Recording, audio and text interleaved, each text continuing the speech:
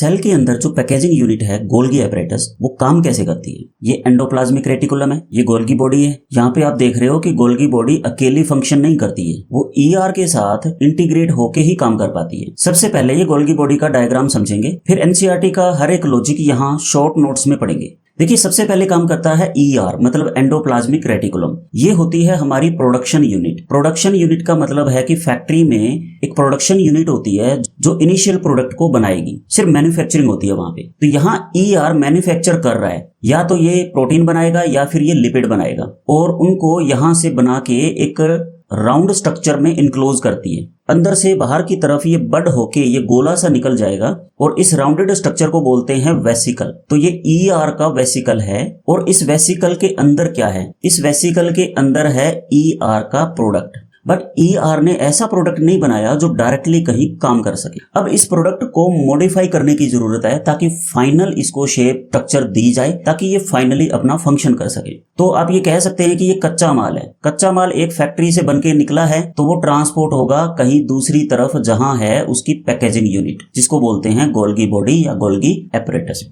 तो ये vesicle Golgi body के सिस फेस से टकराएगा, क्योंकि यहाँ इस साइड होता है सिस फेस। जब ये टकराता है तो इसका कंटेंट गोल्गी बॉडी की सिस्टर्नी के साथ मिक्स हो जाता है, और ये रेड कलर का आप देख रहे हो, ये प्रोडक्ट है जो ईआर से बन के आया है, कच्चा माल है ये। तो गोल्गी बॉडी इसको रिसीव करेगी, और ये रेड कलर का प्रोडक्ट वन सिस्टर्नी से दूसरी सिस्टर्नी में जाएगा, दूसरी से थर्ड सिस्टर्नी में जाएगा, और जाते जाते इसमें मॉडिफिकेशन हो रहा है। जो भी रिक्वायर्ड मॉडिफिकेशन करना है गोल्गी बॉडी को, वो वाया सिस्टर्नी चलते चलते इस प्रोडक्ट में हो जाता है। तो यहाँ से देखिए, ये रेड कलर का था और बाद में इन बिटवीन द पाथवे ये क्या बन गया, ग्रीन कलर का। मतलब इसमें मॉडिफिकेशन हो चुका है, और ये मॉडिफाइड प्रोडक्ट यहाँ फाइनली बड ऑफ होता है। बड ऑफ का मतलब है कि एक बडिंग ऑफ, एक राउंडेड स्ट्रक्चर निकलती है बाहर की तरफ बबल की तरह, और वो उसको एक वेसिकल में, देखो ये एक स्ट्रक्चर एक वेसिकल बन जाएगी, राउंड स्ट्रक्चर प्रोटेक्टिव। तो ये वेसिकल नया बन गया। अब ये है गोल्गी बॉडी का वेसिकल। इस वेसिकल के अंदर ये रेड की जगह क्या आ गया, ये ग्रीन प्रोडक्ट आ गया, जिसको बोलते हैं मॉडिफाइड प्रोडक्ट। तो गोल्गी बॉडी ने इस प्रोडक्ट को मॉडिफाई करके या फाइनल एक वेसिकल में पैक करके प्रोवाइड कर दिया। अब ये प्रोडक्ट फाइनल शेप में है, मतलब इसमें जो भी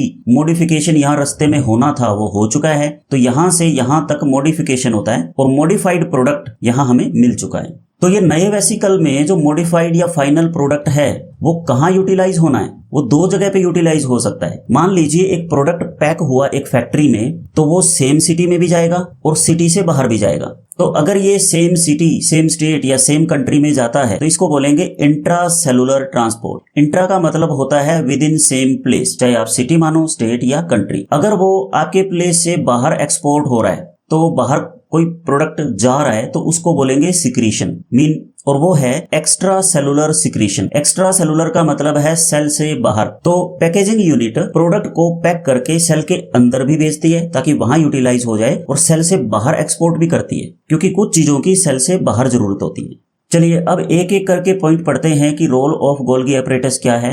फर्स्ट है पैकेजिंग। पैकेजिंग का मतलब है ये फाइनल प्रोडक्ट को फाइनल वेसिकल में पैक करती है, तो इसको बोलेंगे पैकेजिंग। सेकंड है प्रोडक्ट को इंट्रासेलुलर। इंट्रासेलुलर मतलब सेल के अंदर भी भेजती है, और सिक्रेशन आउटसाइड सेल मतलब सेल से बाहर भी एक्सपोर्ट करती है। यहाँ पे प्रोडक्ट का फ्लो चार्ट है कि प्रोडक्ट सबसे पहले ईआर से वेसिकल में बंद होके आएगा, फिर वो सिस फेस के साथ फ्यूज करेगा। सिस फेस एंट्री गेट होता है गोल्गी बॉडी का, फिर वो मूव करेगा within the Golgi body to trans face. तो ये ऑपोजिट इधर जहां से निकलना होता है वो होता है ट्रांसफेस। ट्रांसफेस पे वो निकल जाता है, और उस वक्त होता है उसमें मॉडिफिकेशन। तो यहाँ चलते चलते मॉडिफिकेशन हो चुका होता है, और मॉडिफाइड प्रोडक्ट फिर बाद में होता है रिलीज। लास्ट पॉइंट है they can form glycoprotein and glycolipids. तो यहाँ जो फाइनल प्रोडक्ट बनता है वो एक ग्लाइकोप्रोटीन भी हो सकता है, ग्लाइकोलिपिड भी हो सकता है, या फिर अदर कोई प्रोटीन भी हो सकती है। तो एक्चुअल में अगर प्रोटीन पीछे से बन के आई है तो ग्लाइको मतलब कार्बोहाइड्रेट। कार्बोहाइड्रेट प्रोटीन के साथ अगर हम जोड़ देंगे तो ये मॉडिफाइड प्रोडक्ट बन जाएगा, जिसको हम बोलेंगे ग्लाइकोप्रोटीन। ये लिपिड है। अगर यहाँ से लिपिड आएगी तो गोल्गी बॉडी में लिपिड के साथ हम ग्लाइको जोड़ देंगे। ग्लाइको मतलब कार्बोहाइड्रेट, और ये बन जाएगा फाइनल प्रोडक्ट, जिसको बोलेंगे ग्लाइकोलिपिड।